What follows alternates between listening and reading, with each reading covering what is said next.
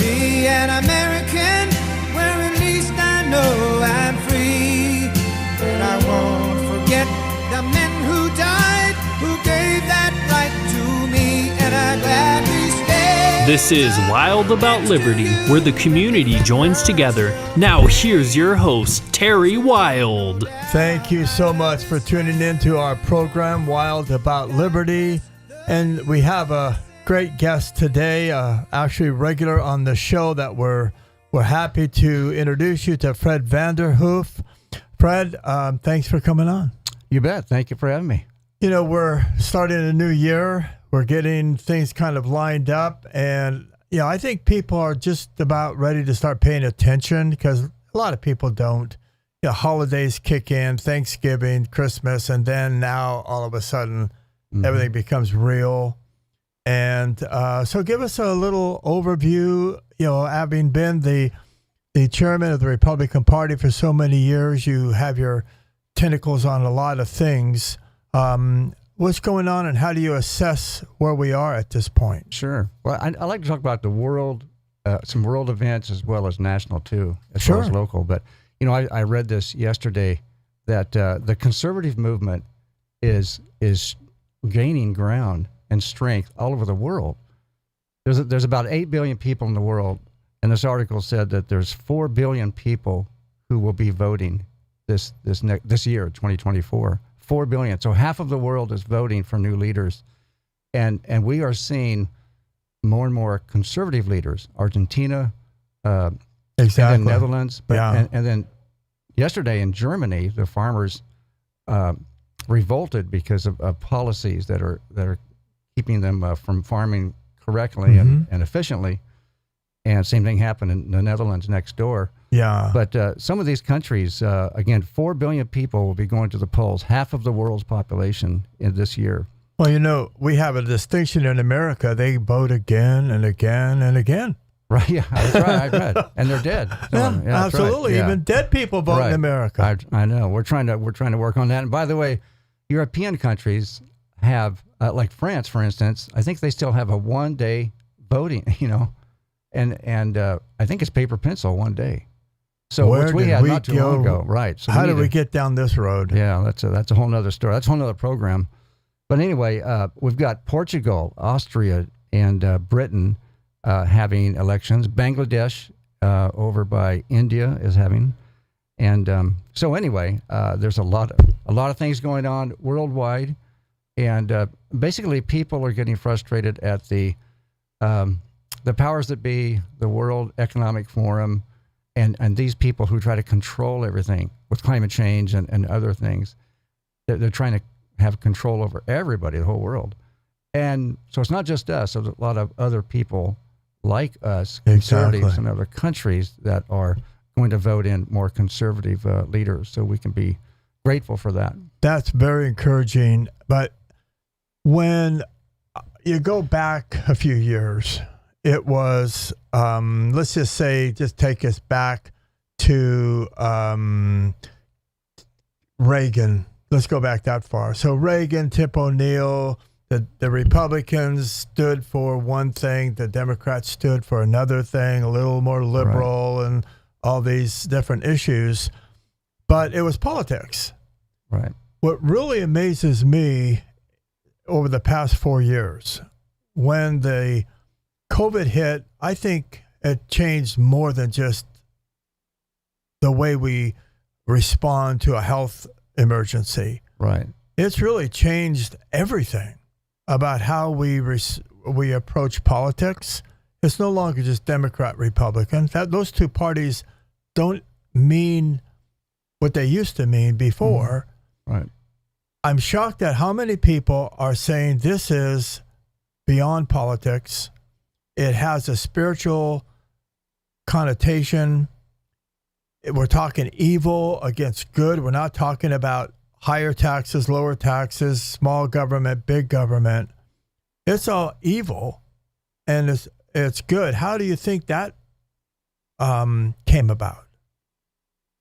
Well, it's been again people at the international level partly comes about because of them, and they meet every so often, Davos, Switzerland, and they make plans, and they're Sure. making plans now to have fewer people on the planet and to have more restrictions on all of us. So that's part of it. But well, answer your question, the Bible talks about towards the end times, it's going to get more difficult for believers. And this is really making that real. Right. So we see that. But the flip side is we want to tell, especially believers, don't give up and don't stop voting. Don't stop getting involved, because we can. I think some have done that, and that's a big mistake, because we need everybody out there, and we're going to have. There's a lot of good things that are happening that we don't hear about in the news. The news sells because it's bad news, but there's a lot of good things that are happening, especially in the with churches and evangelism around the world. So, and then, like I say, there's people in other countries that are standing up and voting, but we need to get people to vote in this country, especially if they're in church, because enough of them don't vote. So don't give up, keep fighting. You know, what are we here on earth for? We're here to fight, to get involved. And salt and light. Yeah, salt and light, right. So a few things nationally I wanted to mention was the Supreme Court of the United States decided recently to take the Colorado case where Donald Trump was not allowed to be on the ballot. We're hoping right that thing turns out right. Right. So the Supreme Court has a very important decision to make. I don't know when they're going to decide that. Pretty soon. They can't wait too long. Probably next month or March. But that will affect the November elections for president, of course. Huge. Because other states are wanting to take Trump off the ballot. But then you're going to have an effect where some Republicans in some states are saying, well, we're going to take Biden off because what he's done is also illegal. That's really counterproductive. Right. So that they shouldn't have used that, I don't think. Well, they're being very honest. They say, well, we don't want to do this, but if Trump's taken off. So who knows? But I think the Supreme Court sees all that, and they're very... But doesn't it take the moral high ground away from us? It's like we're going to get in the ditch and fight it out with them. Right. Well, hopefully we won't have to go that far. Hopefully the Supreme Court will... And then that settles it, right? Yeah, right. I mean... Right. Yeah. Trump will stay on. Spending is a big one. We are $34 trillion in debt. And there's no country in history that's been in debt that much. So... Few people, but no. Right. We do have, in the Republican Party, we have probably several dozen. There's 435 people in the House of Representatives. Republican Party has, they have about 215, somewhere around there. There's a few retirements. I think we have one. I think we're ahead by one. Well, plus close. One. Yeah. But anyway, we don't have enough really true fiscal conservatives in the Republican Party. Right. We need more. And so hopefully this election in 2024 will get more fiscal conservatives who have to stop the spending, because they just kick the can down the road, and that doesn't really resolve the issue. The other thing I just want to mention is kind of unique. The White House yesterday or the day before, it was announced that the White House did not realize that the Secretary of Defense was in the hospital. Stunning. And I guess he had a I don't know what they call it, a elective surgery or a fairly minor surgery. I don't know what it was. And maybe that's not true. Who knows?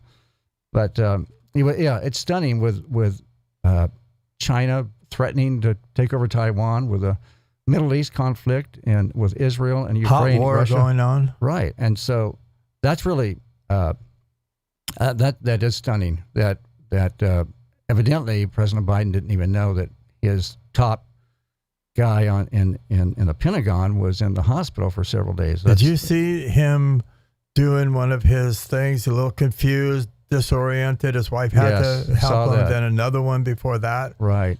You know, it's almost comical. I mean, this is serious stuff. It has huge consequences. But I mean, there's a comedy act going on there.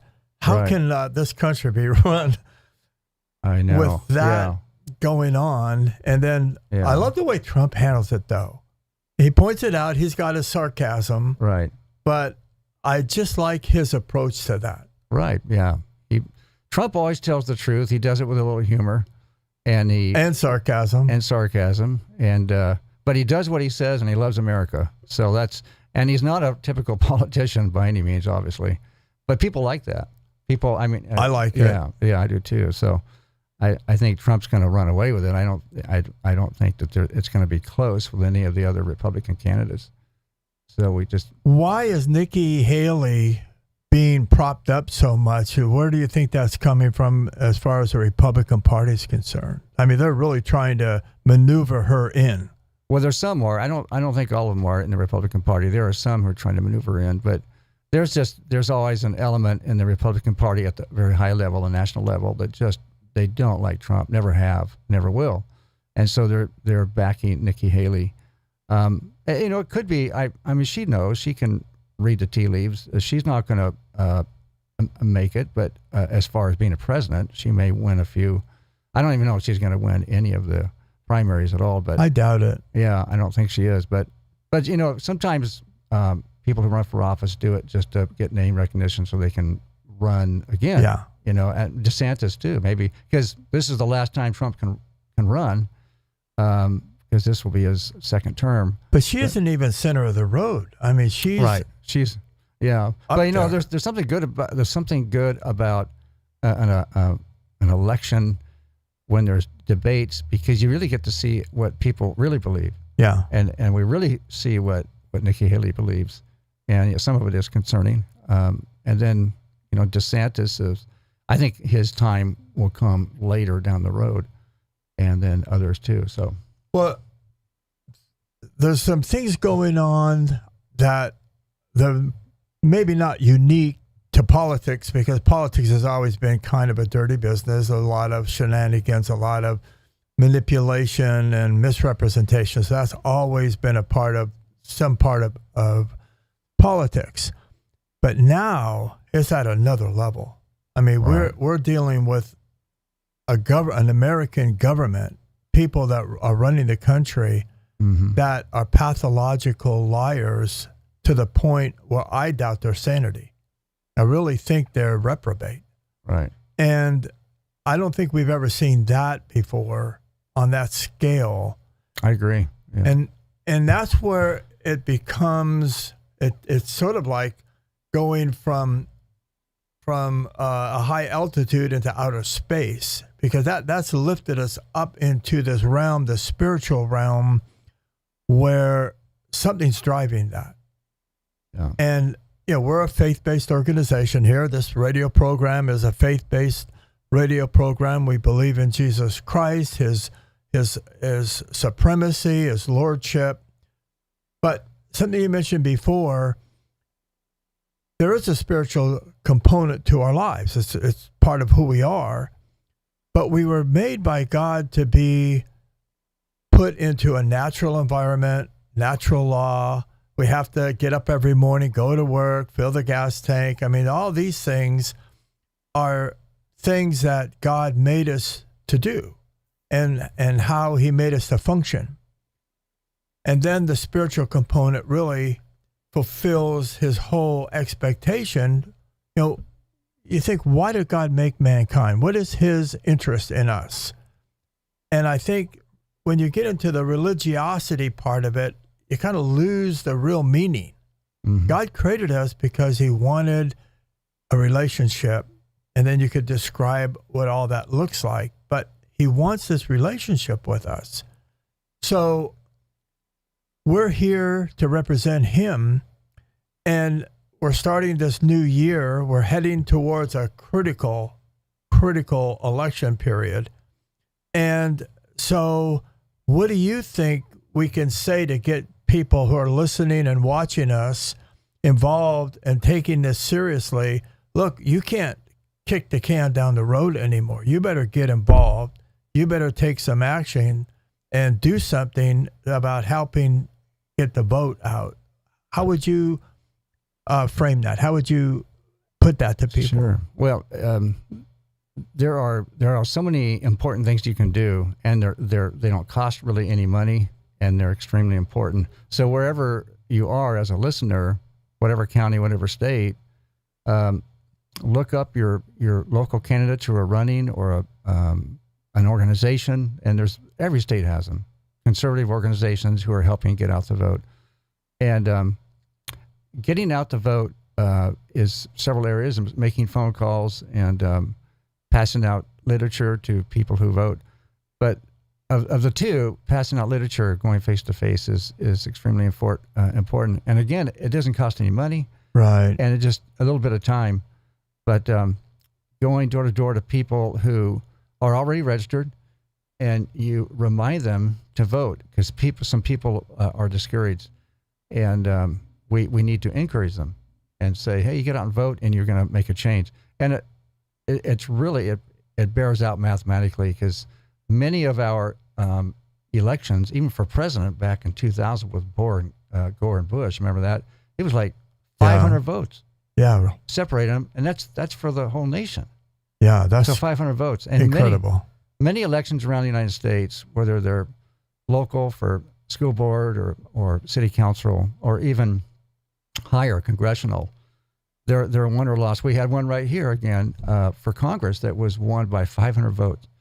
So what's that mean? That means that your vote, I know everybody hears it, get tired of hearing your vote really counts, but some people say it doesn't count. Well, no, that's not true. Your vote really does count.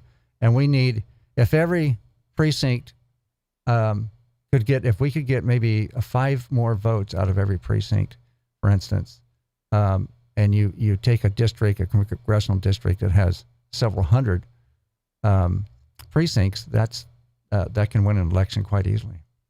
Well, the thing that I'm struggling with is you're involved, a number of us are involved in Fresno County trying to put a precinct program together, and look for volunteers, try and get people involved.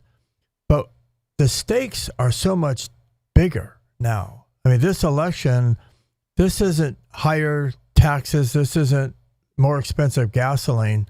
This is very possibly the end of our republic. Right. I mean, that is not an exaggeration, I don't think. Do you? No, it isn't. And I think a lot of people understand that and feel that. And we're those of us who do are concerned and working. We need more people, because I think the majority of people feel the same way we do. I mean, obviously a lot of people in America don't, but I think the majority of us feel that way. We can go to the grocery store, we see what's happening on the news. And so we just have this understanding that, things are kind of, the wheels are falling off on a lot of different areas. Exactly. And so, but this has happened down through history with other civilizations and other countries, and it can be turned around if people will vote and get involved and pray and vote. Well, that's really another component. There's a prayer meeting going on tonight at Clovis Business Center with Ted Laurent, and he's put out that effort. So if anyone is listening and watching us that have an interest, they could join us at 6:30 at 1123 Railroad Avenue, Clovis, California, 93612. And we'd invite you to come and share and be part of that. We're getting towards the end of this segment, and really appreciate your helping us and being on the program and giving us your wisdom and experience. So before we bring on our next guest, Alicia Andrade, who's doing another thing that is so meaningful. They have the Central Valley Prayer Against Child Trafficking. And she's going to be coming on in just a minute and telling us more about that. But the upside is looking good. Mm-hmm. People are stepping up. But just before we end this segment, my burden is that it's a new year, a new beginning. We've got to let go of some of our disagreements with any conflict. We've got to unite. The Republican Party needs help. It needs our support. It needs us to work together. How do you advise people going forward?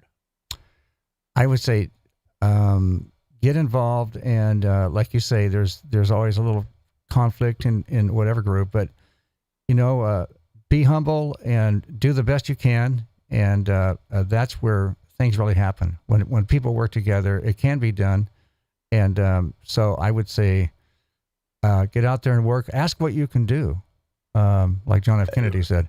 There's a lot of things you can do. Seriously, we need help. It can't be done by just a few people. We need more help. And President Harry Truman, he said, even though he was a Democrat, but that's okay. He was a conservative Democrat. President Harry Truman said, the most important job I had in politics was being a precinct captain. So here's the President of the United States. So you get out and get active and join a group that is doing something, and you'll make a difference. Well, thanks, Fred, for being on the program. You can ask Alicia to come on in. This is sort of a little casual deal. Thank you for your leadership.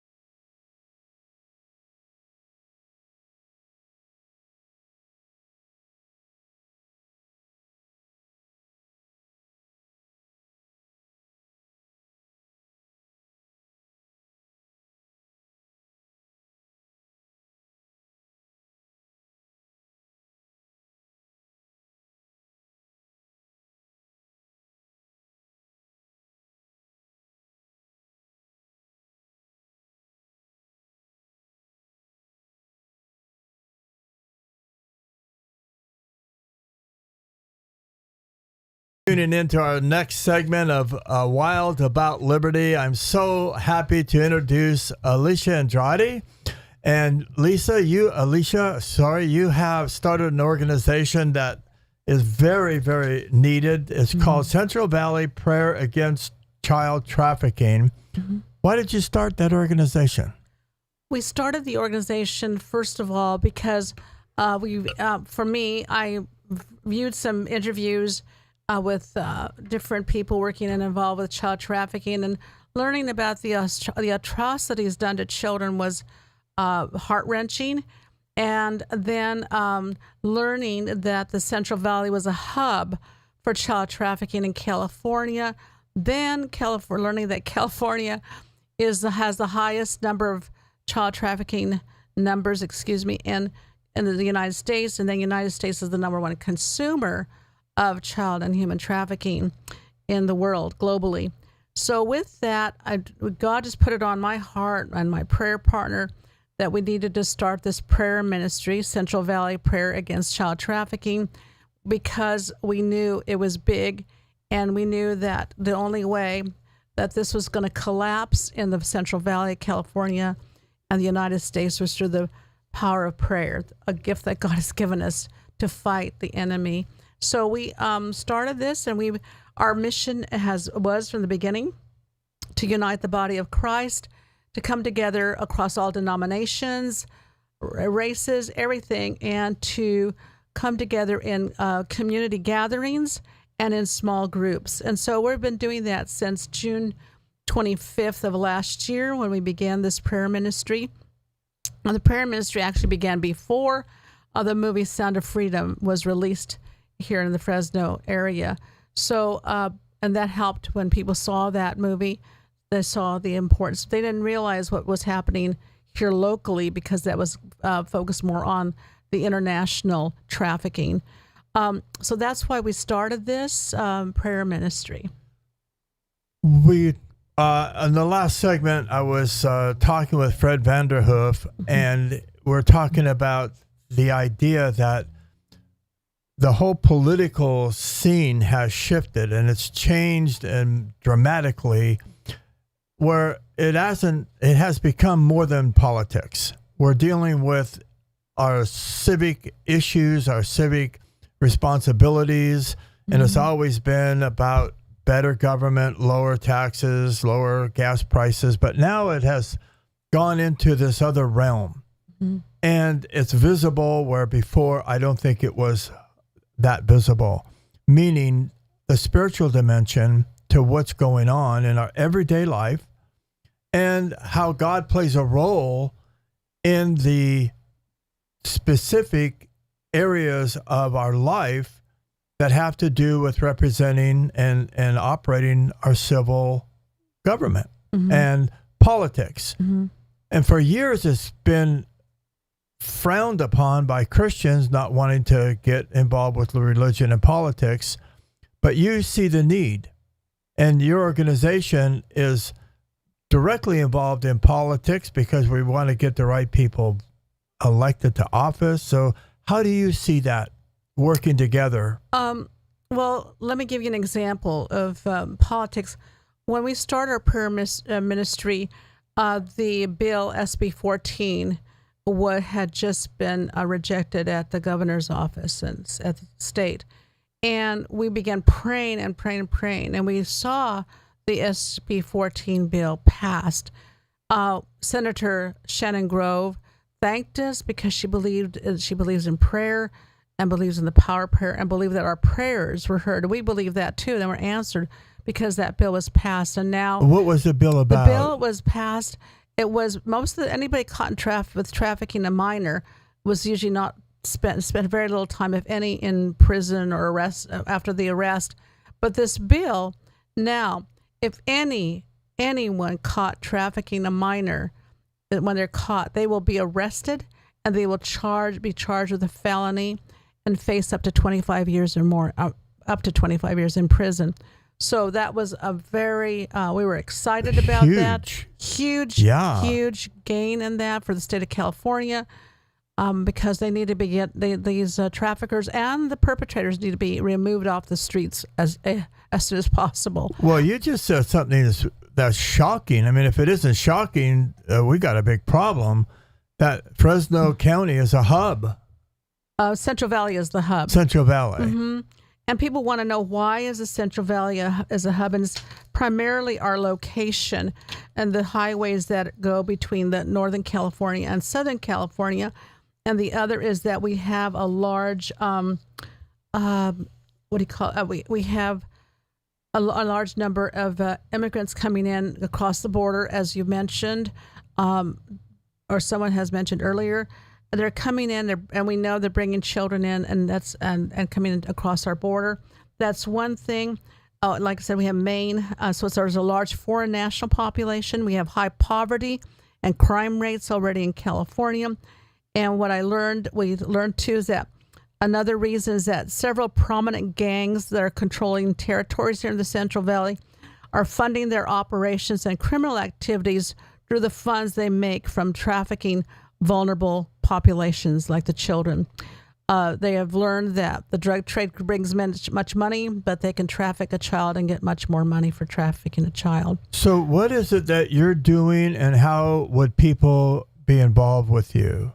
Well, we partner with all the nonprofits and the organizations that are working with children and teens who are rescued and brought into safety, and they work to help bring the children to salvation in Jesus Christ, restore their lives, and heal so that they can fulfill God's calling on their lives.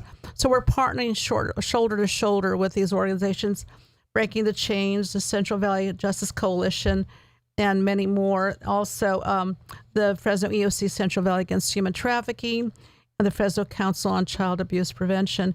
And we are also connected to Operation Underground Railroad, Tim Ballard's organization, so we're receiving news updates from their organization too. And that helps us. What we do is that because we believe in the power of prayer, is that we meet. This year we'll be meeting every other month, and we'll gather in community gatherings, and also we have small groups praying all over the Central Valley. Our next gathering will be this Thursday, January 11th starting at 9 a.m. to 10:30, and it will be at the G.L. Johnson Chapel at People's Church.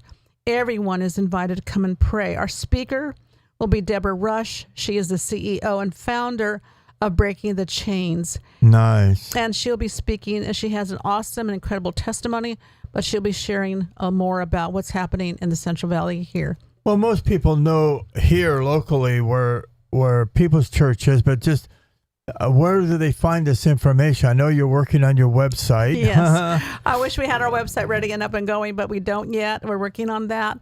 How they can find that information is that we send it out. Anyone that wants to stay updated on what's happening with the child trafficking situation in the Central Valley or around the United States, we ask that you just sign up to be on our email list. So we send emails out regularly with updates. For example, that January is National Human Trafficking Prevention Month. And on this Wednesday, January 10th, the day before our prayer gathering, there's a national call to all prayer leaders, intercessors, everyone who prays, to pray together in spirit against child trafficking and to end trafficking in the United States. And so anytime on January 10th, there is a conference call, though it starts at 8 a.m. Pacific time. I can give that. I don't have the number here with me. I thought I had brought it. It looks like I did not. My apologies. But it doesn't matter. If you want to pray and join our brothers and sisters across the nation and join and agree in unity in prayer against and to end trafficking in the United States, Wednesday, January 10th, starting at 8 a.m. Pacific time, we will all be praying across the nation to end it. So that's on Wednesday. Those are the kinds of things we send out in our emails to keep everybody updated with that and information. where the events are that the people will be gathering to pray. And then, of course, on Thursday, which is the National Human Trafficking Awareness Day. We didn't know that when we scheduled our gathering, but it's so good to know that it's the same day as well. Again, that's this Thursday, January 11th, and starting at 9 a.m. at the G.L. Johnson Chapel at People's Church on Cedar Avenue. I think everybody in the Central Valley knows where People's Church is. I think I don't have the exact address in front of me, but it is at the chapel's at People's Church. Well, you could Google it, yes, and it's not that difficult to get the address. But no, thank you. Well, you're basically, after the new year, after the holidays, things start to settle down, and now it's for real. We're moving forward. It's a new year, and this is a huge issue. Very huge. And very huge. It's hard to get your head around it. Very. It's been very heart-wrenching. According to the office that monitors human trafficking in the U.S. Department of State, it's estimated that 30 million adults and children are being trafficked right now.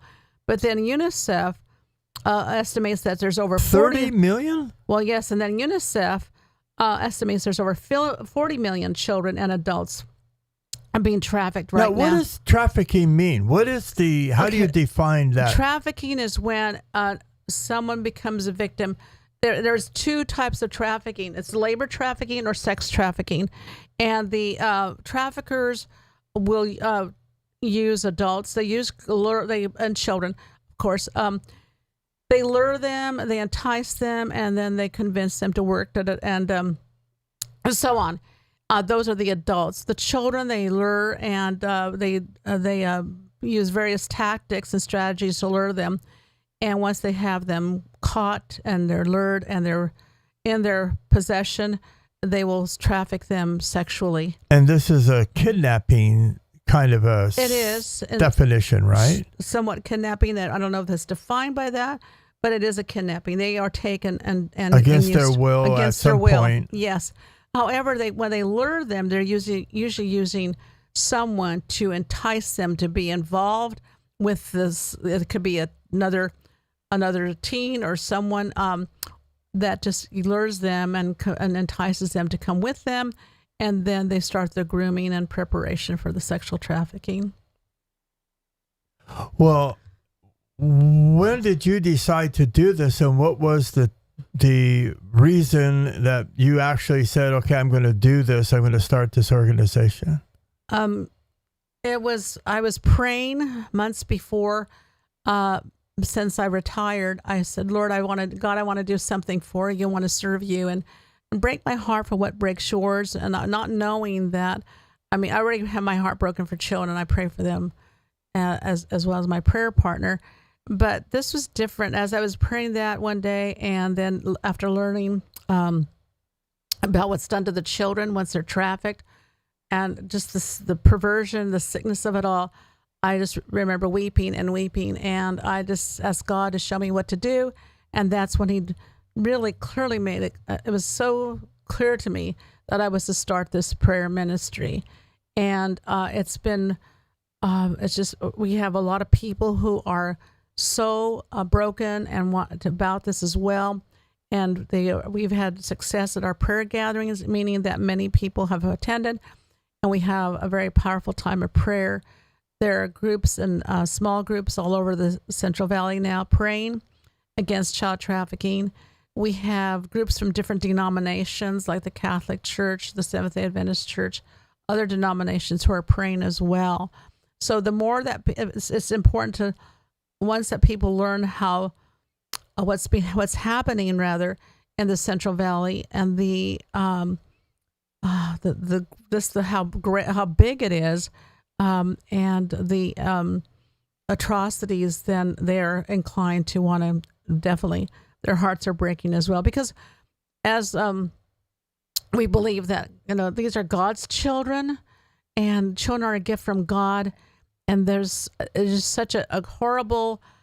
It's just awful, and we can't even comprehend or wrap ourselves around the. It's mind-boggling. Yes. Those numbers are mind-boggling, and the things that they do to the children. It's just and let me share this too, because we are praying for the children. My prayer has been from the onset, God, send armies of angels to rescue the children where men cannot go. We're praying for the rescue, the healing of those children and teens. We're also praying for all the organizations, the nonprofits, the different organizations that are working with these children to help restore them. But we also need to be praying for the law enforcement all over. Exactly. Because I heard watched an interview with an agent for the Anti-Trafficking Bureau. My team and I were just touched by it, because in this interview, he said that they have to deal with the most evil, demonic darkness every day, and they need God's help every day to do that. I would imagine. And he's asking for us to pray for these, for our law enforcement and agencies such as the Anti-Trafficking Bureau, because they have to deal with it daily and they need God. They know they can't do it without His help. And so we're praying for their protection, the protection of their families. We're praying for God to give them courage and strength and wisdom. And we're asking for God to protect their marriages also in this, because it's not an easy thing for them to deal with and work with every day.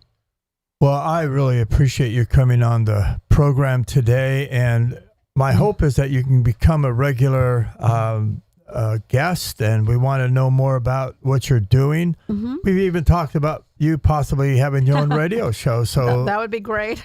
We can work on that. Yeah. But it certainly is a blessing that you felt led to do this, that God has given you this burden. And but again, this is something that's hard to get your head around and understand that it's just look out on the street and as you're driving, you're in the midst of this horrible trafficking situation in our own backyard. Exactly. So thank you, Alicia, for doing all this. Terry, may I close with some scriptures, though, please? You can. We have just a minute or so left, so okay. Go ahead. I'd like to close because the scripture that God put on my heart for this prayer ministry was Matthew 19:17. Jesus said, "Let the little children come to me, and do not forbid them, for theirs is the kingdom of heaven." God loves children. They are precious, and we know that it must be breaking His heart to see what's happening. And also, we stand shoulder to shoulder with everyone working in the ministries right now and in prayer, because we're believing that our prayer, because we believe Matthew 19:26. Jesus said, "With man, this is impossible, but with God, all things are possible." We're believing and with everything within us that we're going to see the collapse of child and human trafficking in the Central Valley and in California. And we're not going to stop praying, because there's nothing that can stop the power of prayer. And we thank God that we have that. And so it is a great gift to be able to pray and watch God work in His mighty ways. Well, we sure owe you a debt of thanks, and your team. You're working really hard. Thank you. Liberty Coalition is having a fundraiser February the 2nd. I just want people to know who are listening, if you're interested in coming to it, we have country and western band, Southern Comfort. We're going to have good music. We're going to have good food. It's $100 a plate fundraiser. So we're asking people who may be interested in supporting us in that way. But we want to keep this place going. We want to keep this radio show going. But we need help and financially. You could do that by just going to libertycoalition.com and signing up. It's available right now, www.libertycoalition.com. And show your support and come to our fundraising event February the 2nd. That's Friday night. But how are you funded? What's your setup, and how do you see yourself getting funded with your organization? Oh, we will accept donations, but we're not a 501(c)(3), so the donations would be non-refundable, non-taxable funding. So we accept them, and we are because we do have some funding needs, especially to help with the future with printing costs and things like that, and then our website as well. Sure. So that's right now. That's where we stand with our funding. Well, if you have an interest, and we know how God works, don't we? He touches people's lives. Yes. He gives people a burden, and he speaks to people. Yes, he does. And so if he's speaking to you and you want to support what Alicia is doing in the Valley, the Central Valley prayer against child trafficking, then contact her at what phone number? Well, we're using a message-only number until we have our website up. So the number is 559-323-4806. Again, 559-323-4806. Thank you so much for tuning in to Wild About Liberty. We appreciate all that Alicia is doing. So thank you, give Terry. her some support. Call that number. And thank you, Alicia, for coming on the show, Wild About Liberty. Thank you, Terry.